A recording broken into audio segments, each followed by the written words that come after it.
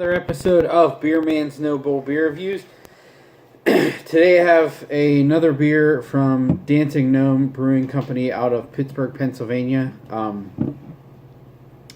This beer is a beer in their Jam series. So Jam is predominantly, or I shouldn't say predominantly, is I believe all Vic Secret, and then they do other versions of them.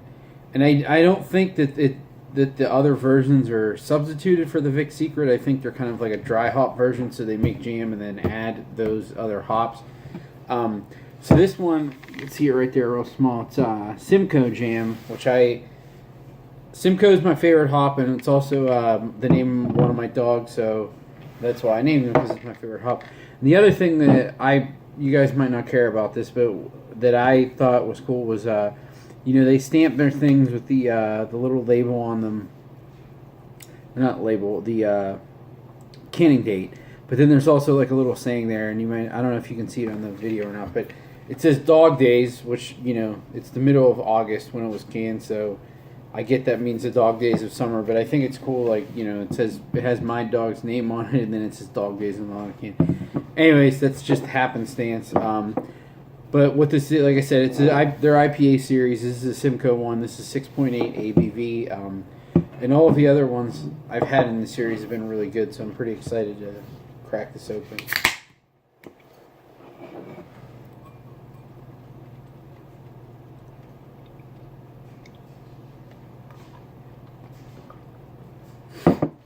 Oops. Oopsie.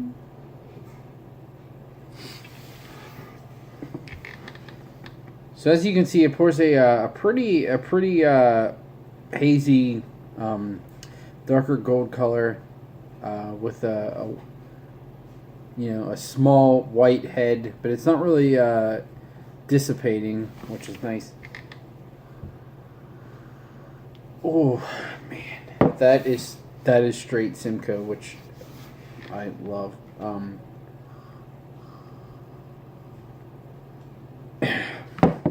Fresh, dank character. And it admittedly has a little bit of a juiciness to it too, and I think that is the one thing, like, it's not, like, to me, Columbus is the most dank hop that there is, and Centennial is fairly that way too, but it can get a little floral as well. But to me, Simcoe's like the perfect bridge hop, because in my opinion, that's the first hop that really started going towards that, like, juicy tropical flavor. So I still think it's more on the dank side, but it kind of floats in between, and that's why I like it so much, because I think it has a ton of complexity to it. It can carry both flavor profiles in the nose and in the flavor.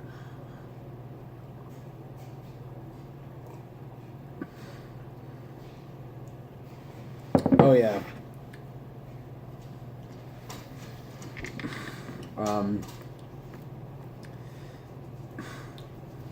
That actually reminds me a lot of when Brew Gentlemen, they did a single hop Simcoe beer that was fantastic, and this reminds me of that a lot. Now, it might be that I'm getting these a couple weeks old because I'm having people send them to me, or so be it. But these last couple Dancing Gnome beers I've had have been so refined. The bitterness is really, really in check. They're not overly sweet. The bitterness is enough to balance the beer, but it's not like in your face and a detracting factor.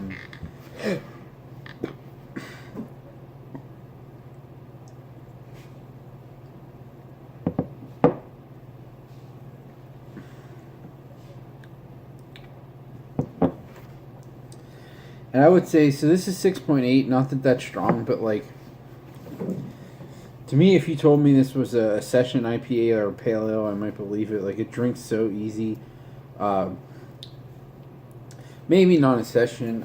It does have a little bit of an oomph to it. Like, the body, so it's not an oomph like an alcohol punch, but just the body is probably a little bigger than a session IPA. But if you told me it was like a 5.5 pale ale, I would probably believe it.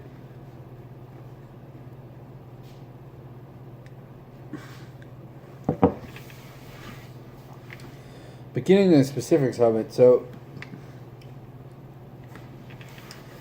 it's such like this is another reason why I love Simcoe so much is because this, and I as I was saying before, I think there is Vic's Secret in it too, but from what I've had from Vic's Secret, this is definitely predominantly Simcoe.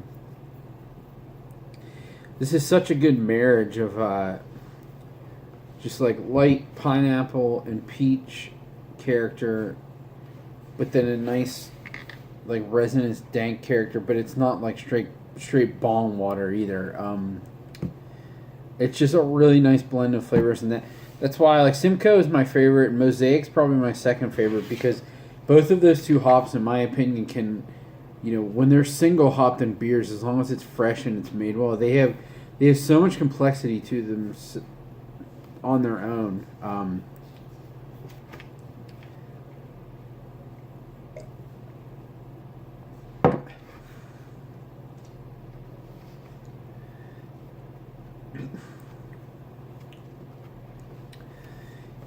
Yeah, I mean it's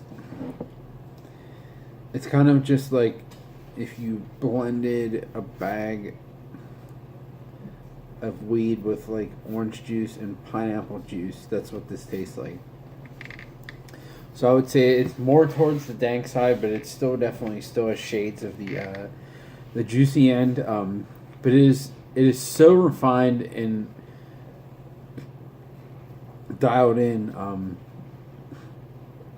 I absolutely freaking love this beer, and this might be one of my favorite beers from them. And like I love the double IPAs, but they can be a bit much. Like I don't know that I could drink a lot of them.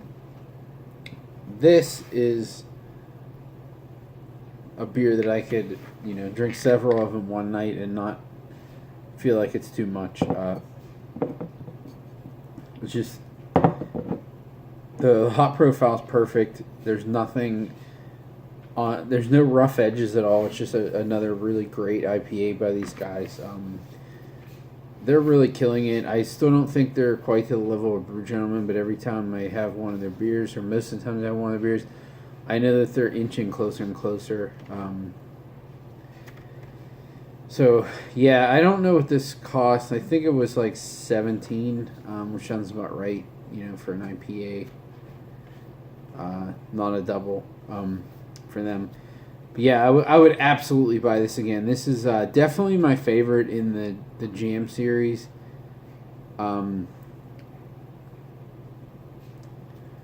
That's saying a lot because I had the Mosaic one recently and that was absolutely fantastic. But this kind of just is more old school to me, and it kind of just throws me back into some older newbie beer drinking days. So yeah, this is absolutely a buy for me. Next time they make this, I'm gonna have a friend pick me up a couple of 4-packs and send it down because I love this. Yeah, that's all I got from this guy. But anyone else, definitely seek this out. Really, really great beer.